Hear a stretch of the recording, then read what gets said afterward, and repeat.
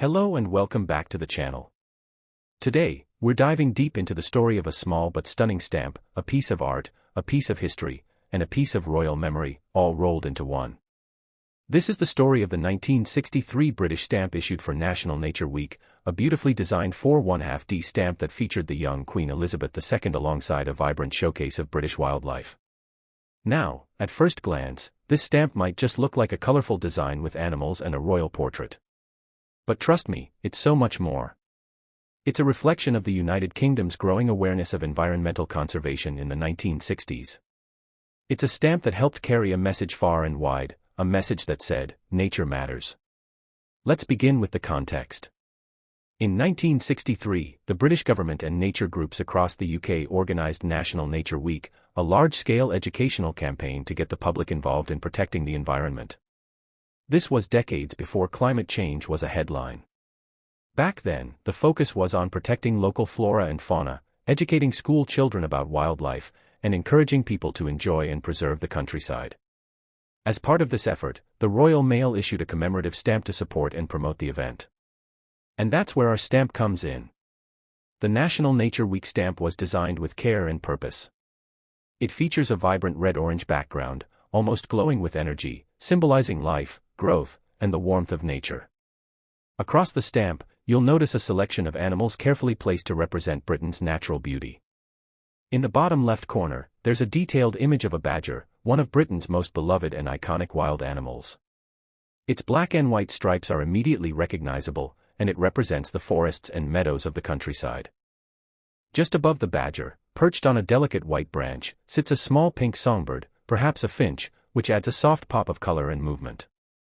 Nearby, a yellow butterfly dances through the air, a subtle symbol of fragility and transformation.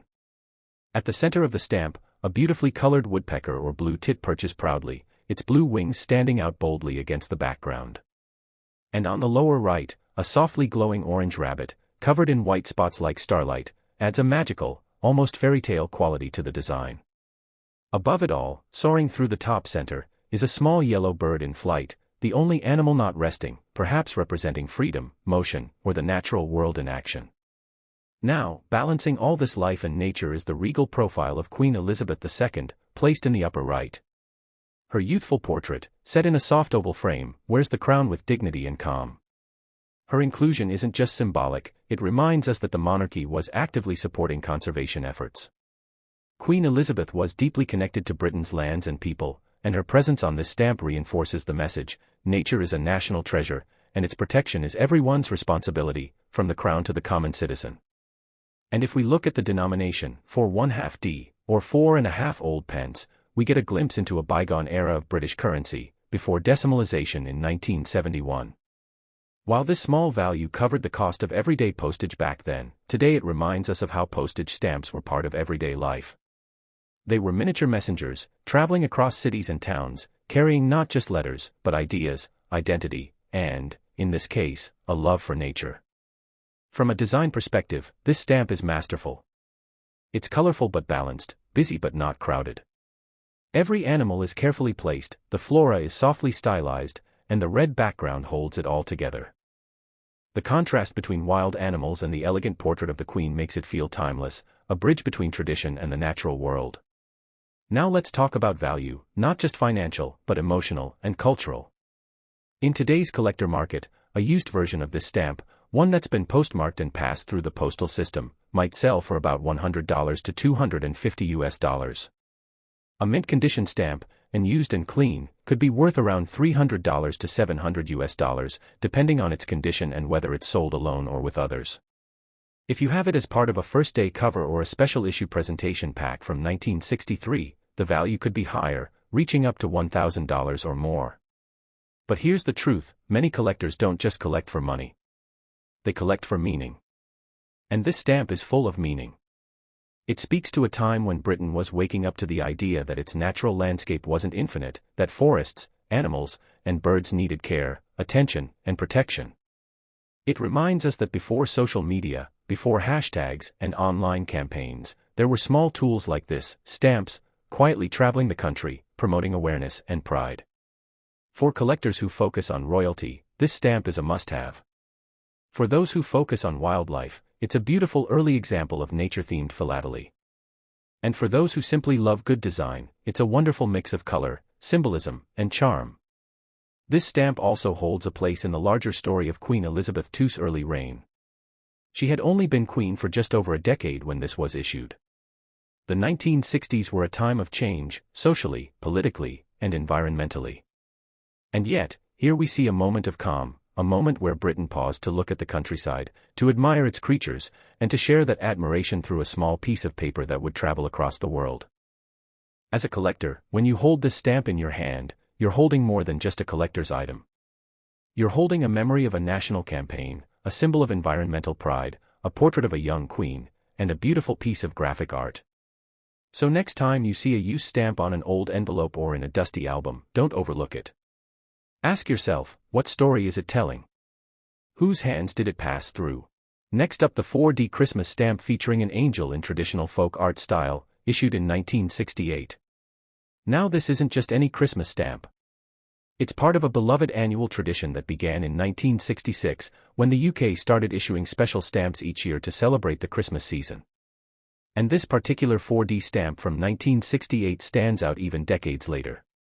Why? Because it captures not only the holiday spirit, but also the charm of folk art, the power of design, and the quiet strength of royal symbolism, all in a single, stunning image. Let's take a closer look at the design. Set against a warm red background, we see an angel, designed in a bright, folkloric style. Her robe is beautifully decorated in blue and white patterns, resembling hand embroidery or delicate porcelain, inspired by traditional Eastern European or Scandinavian folk designs. She holds a golden star or wheel, perhaps representing the Star of Bethlehem or the Wheel of Time, a symbol often used in ancient and religious art. But the most striking part of this angel is her wings, large, green, and filled with vivid floral details in pink, purple, and white. The wings feel alive, like leaves or feathers in motion, giving the angel not only grace, but also a sense of flight, of energy.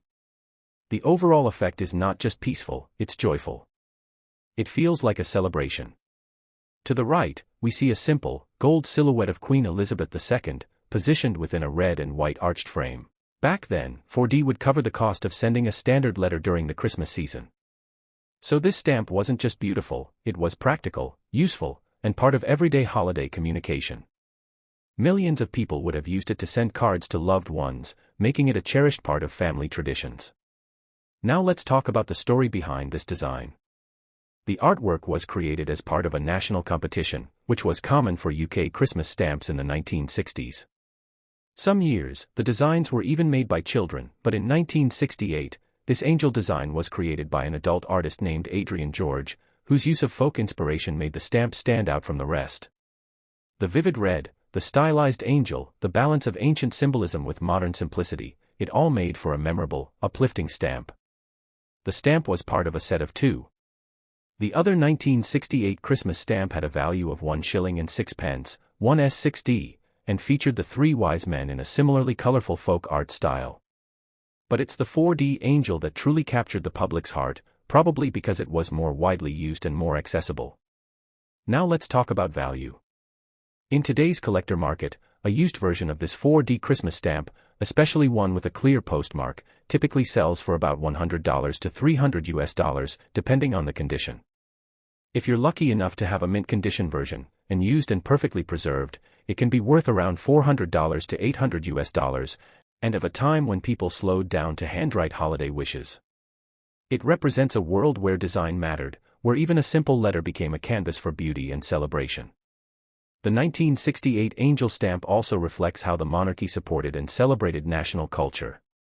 Including Queen Elizabeth's silhouette, even in a festive design, was a way to remind the public that these stamps came with a royal seal. It added dignity and recognition to a cheerful image, and helped bind the country together during the holiday season, no matter one's background or beliefs. And here's something else to appreciate: the size and boldness of the design. Unlike many stamps that are small and subtle, this one bursts with color. It feels like a miniature painting, carefully crafted for joy, wonder, and faith. Whether you're a philatelist or just someone who loves Christmas, it's hard not to smile when you see this angel.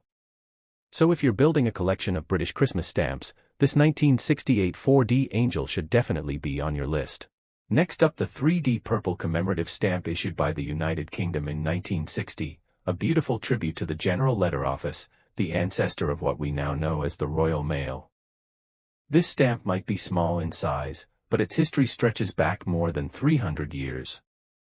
The design commemorates the founding of the General Letter Office in 1660, a key moment in British communication history. The year 1660 wasn't just the year after the end of Oliver Cromwell's rule and the beginning of the Restoration under King Charles II, it was also the year the British postal system was formalised under government control. Together, they form a bridge between 1660 and 1960, between horseback messengers and a world of airmail, telegrams, and international post. Beneath both images, in a classic script, are the words, 3D General Letter Office, a reference to the denomination and the occasion.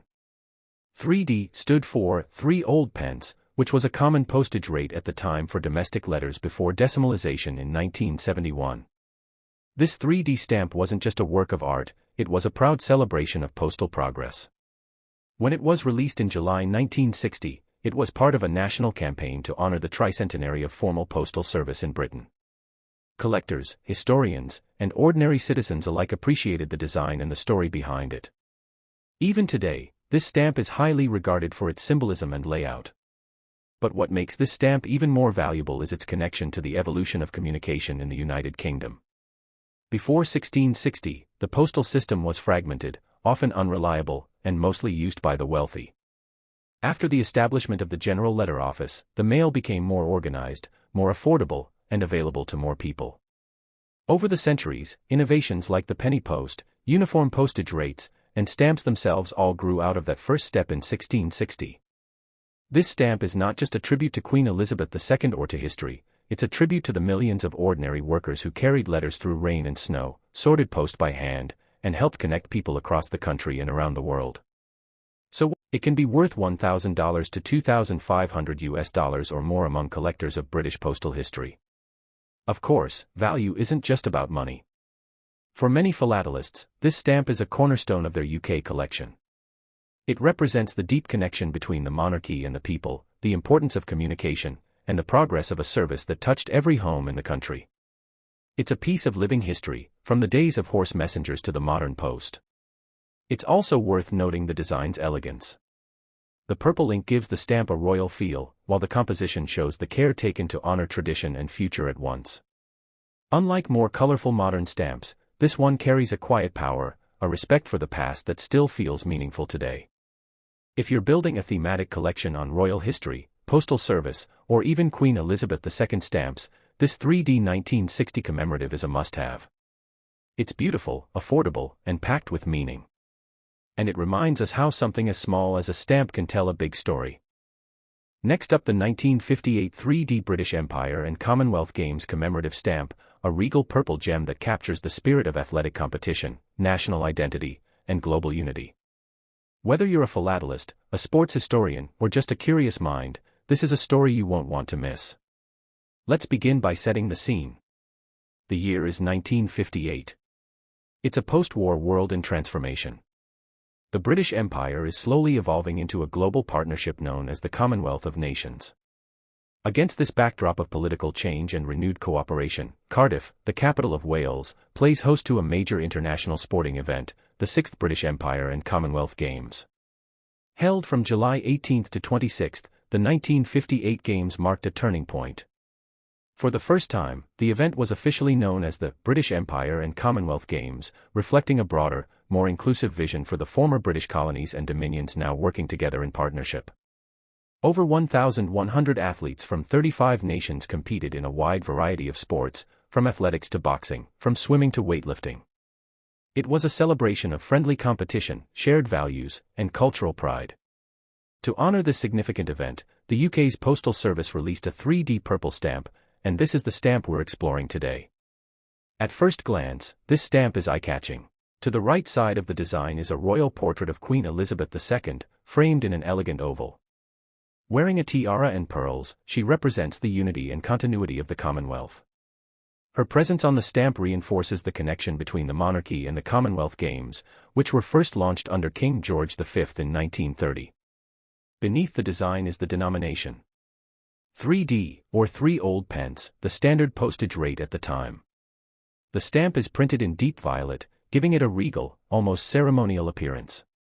The use of a single color with fine detail adds elegance while keeping the production cost low, which was a smart move for mass circulation.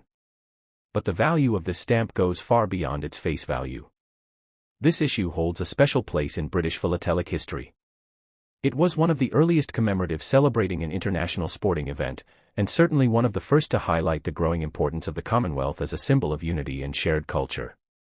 The 1958 Games were the first to be held in Wales, and the choice to honor them with a national stamp showed pride in hosting the world, not just in London or England, but in every part of the United Kingdom. The Games themselves were a great success.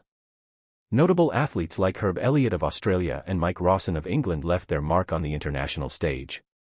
The spirit of fair play, determination, and respect ran through every competition. For many participating nations, this event was a chance to shine on a global platform, and for Wales, it was a proud moment to be in the spotlight. Now let's talk about the collector's value of this stamp today. If you own the used version of this 1958 3D stamp, its market value is typically modest, around $150 to $300, depending on the condition and clarity of the cancellation mark. However, a mint condition version, and used and in excellent shape, is worth $500 to $800 in today's collector's market. A first-day cover bearing the official postmark from July 18, 1958, can fetch $1,500 to $4,000 or more, especially if it includes the original game's cachet or souvenir card. But for many collectors, the true worth lies not in the price, but in the meaning. This stamp is a time capsule, a reminder of how the world was changing in the 1950s, how sport brought people together, and how stamps were used to celebrate those connections. It's also a fantastic example of mid-century British design, combining historical symbolism with national pride. Whether you're building a collection based on royalty, sports history, Welsh heritage, or Commonwealth events, this stamp is a must-have. It's beautiful, it's significant, and it tells a story that stretches from the castles of Cardiff to the shores of Canada, the stadiums of Kenya, the pools of Australia, and beyond. So, next time you flip through a stamp album or see a 3D violet stamp tucked in a dealer's corner, take a closer look. You might just be holding a piece of international history, a dragon roaring across borders, bearing a message of unity, strength, and friendship. Next up, the 1961 Post Office Savings Bank Centenary stamp, issued to mark 100 years of one of Britain's most accessible and trusted financial services. Whether you're a seasoned collector or just beginning your journey into the world of philately, this stamp offers more than just its printed value. The floral structure also suggests strength and rooted tradition, hinting at how deeply embedded the savings bank had become in British society. Surrounding the entire design are the words, Post Office Savings Bank Centenary 1861 to 1961, wrapping around the Queen's image and the symbolic flower. On either side, we see the denomination, 2½ reflecting the pre-decimal British currency still in use at the time. Printed in bold red and black, the stamp carries a striking contrast that draws attention while also symbolizing urgency, seriousness, and pride. Red was also commonly associated with the British Postal Service, further enhancing the connection. Now let's talk about the historical significance. By 1961, the Post Office Savings Bank had over 22 million accounts, and was handling savings from a broad cross-section of the British public. It had become an institution of trust, used by schoolchildren, pensioners, civil servants, and working families alike. It offered interest-bearing accounts, savings certificates, and was seen as a safe and patriotic place to keep your money. During both World Wars, it played a key role in national finance, helping fund the war efforts through public savings drives and government bonds.